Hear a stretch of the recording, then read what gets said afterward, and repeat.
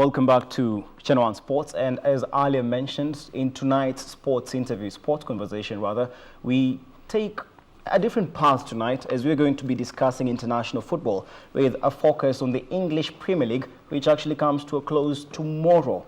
And in studio, I'm joined by two very able football analysts.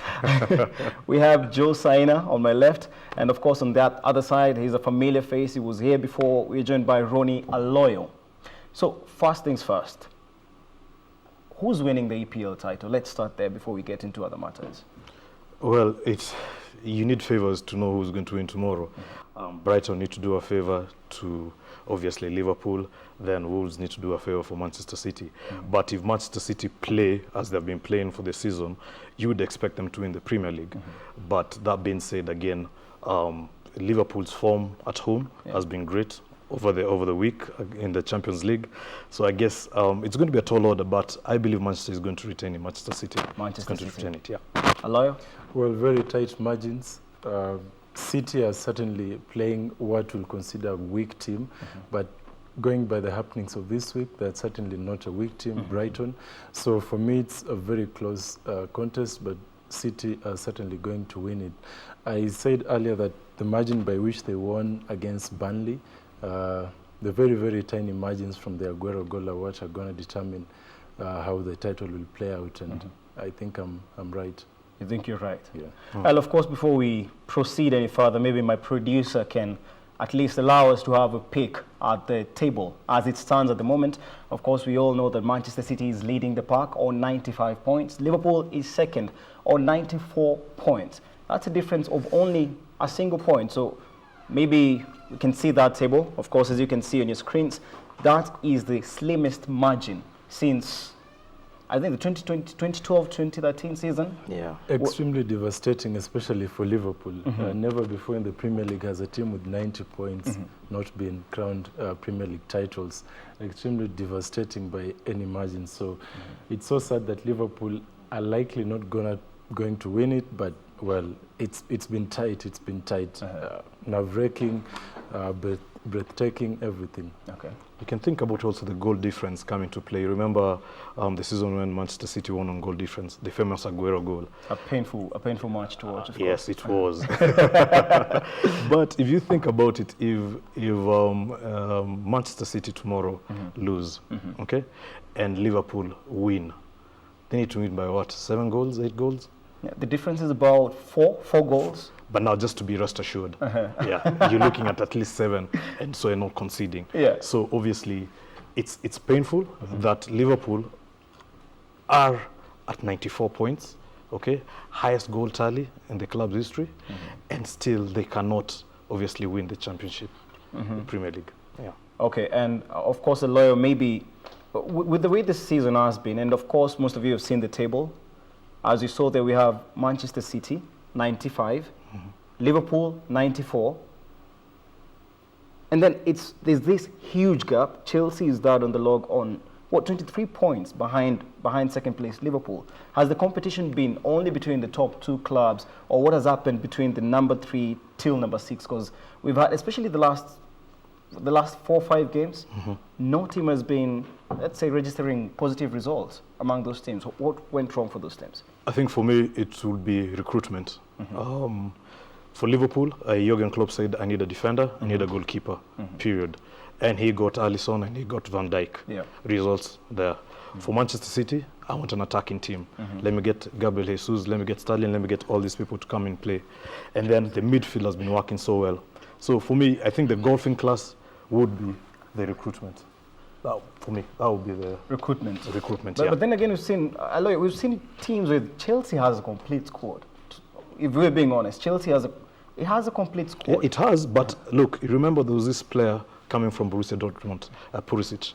When Mauricio Sarri was asked about him, he said, I don't know about the player, but I hear the club has signed him in, and hence I'm going to work with him. What does that tell you? There's no relation between the board, the director of football, and the manager. You need to say, I need these players, these are the players I'm going to work with. That's why I said, for me, the recruitment part is quite important. You have good players, yes, but were they chosen by the manager to come in? Okay. Yeah. Okay, and how about you? Well, it's not really a question of recruitment. Each of the what was traditionally the top four, Spurs, Arsenal, Chelsea, United, each of them has had a problem of their own, and probably again a problem of their making. If you look at United, it goes all wrong right from the managers who've been coming in, then the players who've been recruited. If you look at Arsenal, it's been again a question of the players. Chelsea, again a question of the players. So for me, it's a problem of recruitment and also a problem about how the managers have set up their squads. It's true that Chelsea have what you think is a complete team, but look at City sometimes back. They recruited Claudio Bravo as the main keeper, but it didn't work out, so they had to bring in Ederson. So I think, well, the managers might have a say, but also if they don't have the support of the board, then it doesn't work out. Yeah. Okay. Very true. And of course, let's talk about teams that have actually changed the managers prior to last season. We have Arsenal and we have United. Of course, two of the teams that were, traditionally some of the best teams like 15, 20 years ago, but how the mighty fall from grace. But is it a question of the shuffling of managers every once in a while that brings about all these problems?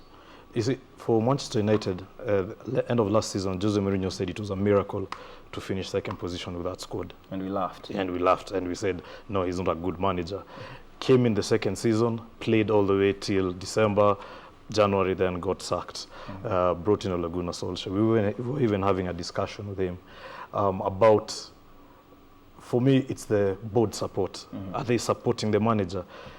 You would go into any locker room right now at Manchester United and the player power versus the manager's power is unequal. That being said, you have certain players who are determining how Manchester United should go forward. We were talking about Pogba earlier. Player power. If you look at Arsenal, Unai Emery inherited that squad from Arsene Wenger. Okay, brought in a couple of players. It's a transition for him, but at least look, he's gone into the Europa League final. Same squad you give to Ole Gunnar Solskjaer or to Jose Mourinho, would he have done the same thing? Well, if you dissect it the other way, if we focus into the new season, well, they probably might have the same problems again, the same teams. For Chelsea, they've been banned from from the transfer window that's coming up in a few months. So not much is going to change in that team, although they've recruited Pulisic already, so that might be a plus for them. For Arsenal, Unai Emery might need at least 3 other transfer windows so he can rejig that team and get it into what he needs. That needs time. Well, the Arsenal board might give him that time. For Sarri, I doubt he might be given enough time to complete a project he's started, like what Jurgen Klopp is doing at Liverpool. He's taken about 4 transfer seasons to get in the right players, and it's worked. You can see the fruits of Jurgen Klopp's work. For United, honestly, it's a mess. They have, the best players want to leave, and the worst players are on long-term contracts. So it's a bit of a mess. The guys at the top, Ole Gunnar Solskjaer and Mike Phelan, are not the best coaches at this level of football. So for United, it's going to get worse. Okay. And maybe correct me if I'm wrong. Of course, Arsenal fans or football fans, as we've noticed, some really not impressive performances when it comes to Arsenal on the pitch.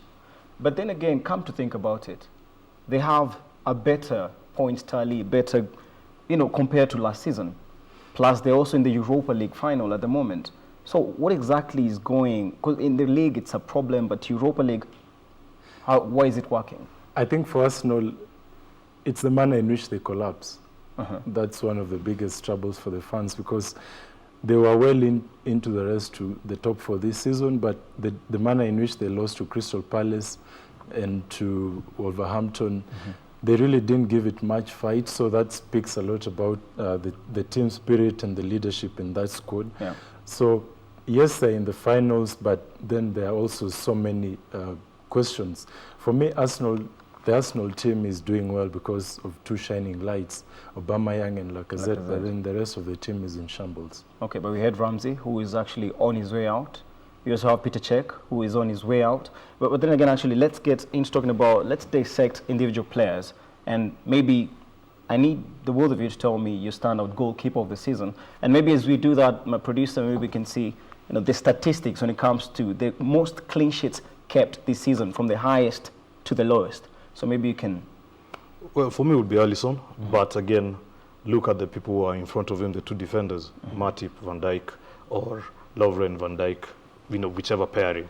I think also the defense helps a lot in making sure that you get clean sheets. Like those 20 clean sheets in a season is not a joke. Yeah. So for Alisson, I think for me would be my goalkeeper of the season. Okay.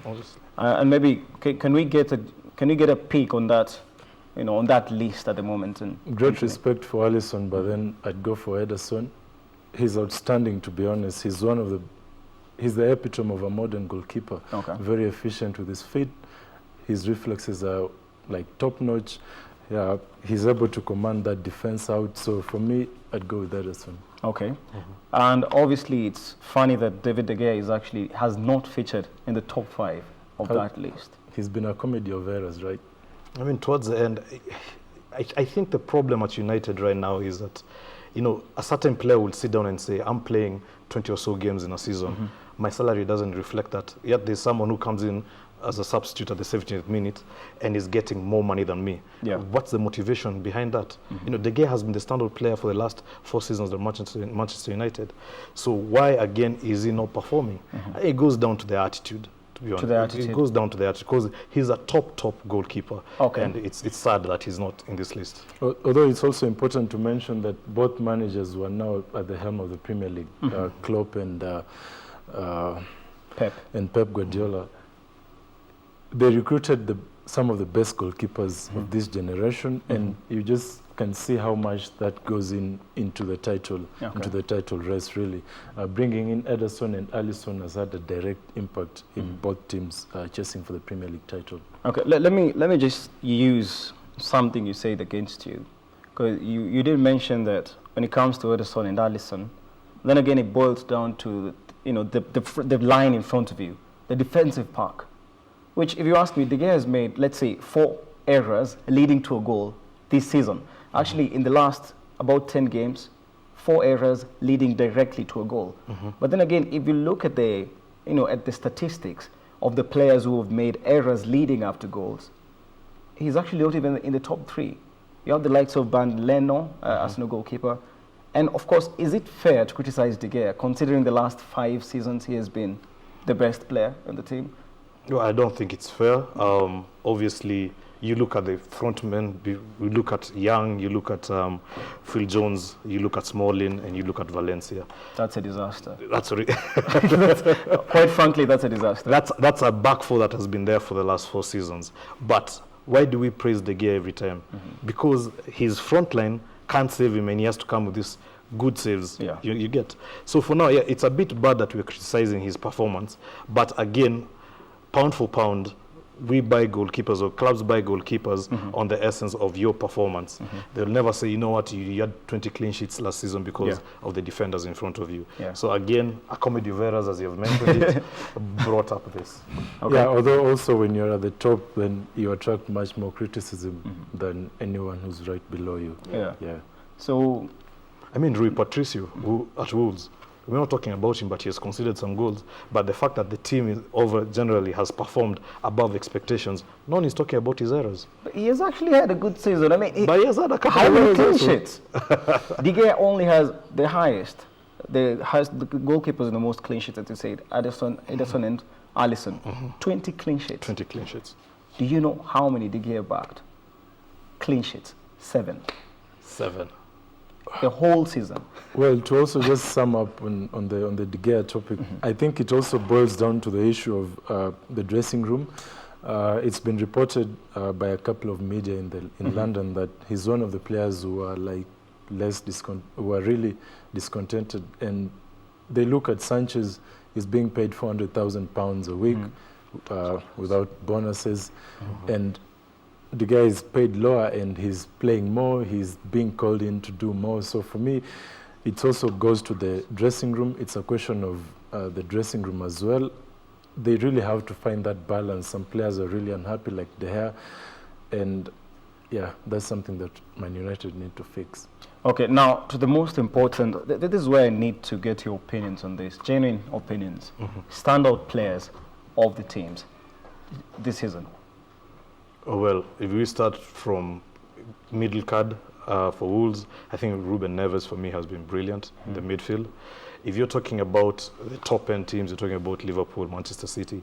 For me, Salah, again, look at his performances, although he has had an injury. For me, Salah would do it. The disappointments, obviously, would be the likes of Shala, who are going down with Fulham. A brilliant player, but again, it's been a bad season for him. Yeah. Okay. Hello. For me, two players certainly. Raheem Sterling has been outstanding for Manchester City, both on and off the pitch. We've seen he's come in to help City at very important times, and I think for me personally, he's come out to support very good social causes off the pitch, like speaking against racism. Well, it probably might not count on the pitch, but that I think was outstanding for the season for Raheem Sterling, and also Virgil van Dijk. Besides, Jurgen Klopp is the second most important factor in that Liverpool team, in my opinion. He's brought in some stability in the back line and in the entire team. The forwards can go forward and know there's someone at the back. So he's brought in some standard. There are no more errors that we were witnessing in that Liverpool team before. Yeah. So Virgil van Dijk, solid in defense, deservedly player of the season. There's an argument going about that he's probably the best defender. I don't know. That's out in the public. But for now, to be honest, he's the outstanding player of the season. Okay, I obviously am not supposed to take sides on this discussion, but I think I side more with him, especially when he talks about Van Dijk, because Liverpool in the previous 2-3 seasons, they've been playing well. Yeah. They've been scoring a lot of goals, but then again, they've been conceding a lot of goals. Van Dijk has brought in that element. Matip is a world-class defender at the moment. Yes. Because at least we have that some sort of organization. Yes. Oh, and for now, maybe we can refer back to the statistics on the top scorers and who's going to bag the Golden Boot tomorrow. You have Aguero, you have Salah. Salah actually has 22 goals. Aguero 20, Aubameyang 20. If we can get a pick at that score sheet at the moment. Yeah, as you can see. So who do you think is going to bag the Golden Boot? Considering Salah is out tomorrow, likely is out tomorrow. But Aguero... I mean, you'd really think, because Manchester City need to win tomorrow, Aguero can get at least 2 goals and match up to Salah. It can even be more. Again, Aubameyang coming in, and that partnership with Lacazette, that he's resulted in getting those goals, and the assist from Aaron Ramsey. So tomorrow, I think, for me, Aguero can slip in, because obviously Salah is not playing tomorrow. So for me, Aguero, I think, can slip in, get maybe to 21. Highest achieve maybe 23, score 3 goals tomorrow. Yeah. Impossible for me. What do you think that is impossible? The difference is only 2 goals. So yeah, but if you look at City, goals have been coming from very different departments. That is true. Like there was one match Foden scored. There's the other one, Company, brilliant. At the Leicester game, actually. Against Leicester. So I don't think Aguero is in that element. And for me, City at this point in time, it's about playing as a unit, putting it together. Just that one goal will make the difference. So Salah, for me, will win it.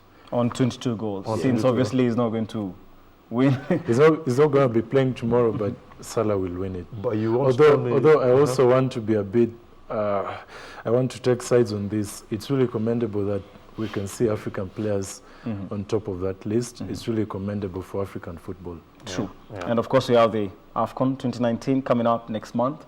So we expect to see a lot of good football. But we'll be discussing that some other time. Now, our squad of the season? Alisson for me, Trent at the right back, Van Dijk, Laporte in the middle of defense, and then Robertson on the left. For me, in the midfield, I'll have Fabinho. I'll have Ruben Neves. Please don't say Pogba. Just to annoy you, I might put Pogba in the substitute. And Fernandinho. And then up front, I'll have Salah, Aguero, Sterling. Salah, Aguero, Sterling. Hazard, top assists in the Premier League, on the bench for me. On the bench. Okay, the only difference is I'd slot Hazard in. The goalkeeper I'd have Alisson. I'm not so sure about Fernandinho, but So who would you replace him with? Because I'm looking at a holding midfield, because already the attack is sorted.